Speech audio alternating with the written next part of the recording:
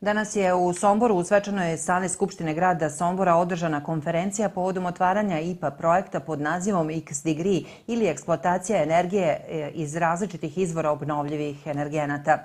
Današnju konferenciju otvorila je gradonačelnica Sombora Dušanka Golubović, koja je ovom prilikom pozdravila svaku ideju vezanu za nove izvore energije na području grada Sombora, a pogotovo obnovljive.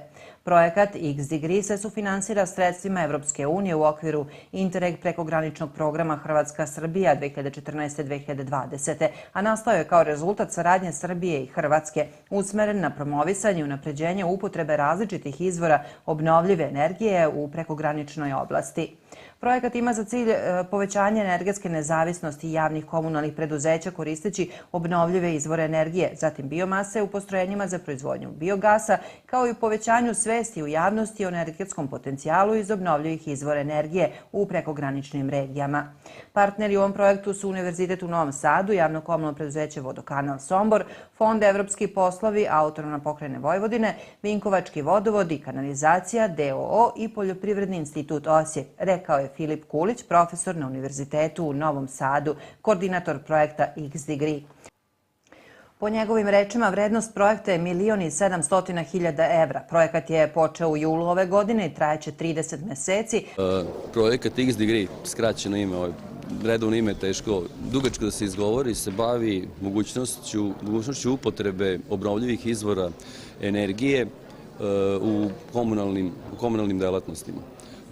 Konkretno, u okviru ovoga projekta izgrađuje se jedna solarna elektrana u Vinkovcima, izgrađuje se generator električne energije na biogas u Somboru, Vodokanalu, proširuje se laboratorija za ispitivanje kvaliteta biomase u Osijeku, u Poljoprivrednom institutu, i formira se laboratorija za ispitivanje potencijala sirovina i kvaliteta proizvedenog biogasa na Univerzitetu u Novom Sadu.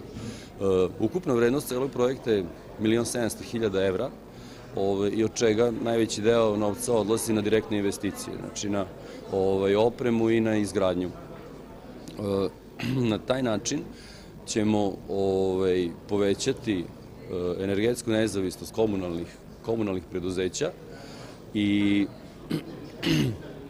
malo uticati, da kažemo, na podizanje kvaliteta života stanovništva u celom regionu. S druge strane, to podizanje, odnosno na početku to podizanje energetske nezavisnosti komunalnih preduzeća je jako bitno, pošto mi ovde u našem regionu, dakle, ako uzmemo Vojvodina, Baranja, Slavonija, mi nemamo uopšte konvencionalni izvor električne energije. Znači, mi u Vojvodini električne energije dobijamo iz Obrenovca, iz elektrane Nikola Tesla. Tako da svaki kilovat instalisane električne snage ovde u našem regionu jako puno znači. S druge strane, ta energija se proizvodi iz sirovina koje su odavde lokalnog porekla, znači to je i što je najbolje od svega, to je otpad. Znači nešto što kažu, otpad nije đubre, otpad se može iskoristiti i na taj način, znači, prvo utičemo na podizanje energetske nezavisnosti, povećamo energetsku stabilnost celog regiona, s druge strane otpad iskorištavamo do maksimuma tako da se postiže taj ekološki efekat i naravno, da kažem, pokazujemo na neki način ljudima kako se može gazdovati energijom, kako se može sve iskoristiti ovo što se kod nas nalazi u okolini, a obično smatramo otpadom, i naravno utičemo na neko podizanje kvaliteta života stanovnika u regionu. To je neka osnovna ideja. Naravno, ako pogledate, sada se rekao rezultate, 2 laboratorije, 2 elektrane, podizanje kapaciteta proizvodnje biogoriva u Somboru, odnosno biogasa u Somboru. Dakle, to izgleda ovako dosta šarolik broj rezultata i izlaza, međutim, sve je to upetljano jedno sa drugim, tako da i te laboratorije se sve koriste u svrhu projekta da bi se kreirale recepture za optimalnu proizvodnju biogasa, za povećanje kapaciteta, i ovaj projekat je u stvari samo, možemo reći, jedna inicijalna kapisla koja bi trebala da pokrene masu narednih projekata, znači te laboratorije koje se formiraju trebali bi da pružaju podršku korisnicima u narednih 10, 15, 20 godina. S druge strane, nakon završetka ovog projekta stvorit će se uslovi, na primjer, konkretno u Vodokanalu, da se još jedan generator električne energije instalira u nekom narednom periodu, da se izgradi biogasno postrojenje u Vinkovcima. Dakle, ovaj projekat možemo da kažemo samo da je početak jednog mnogo većeg i ozbiljnijeg posla.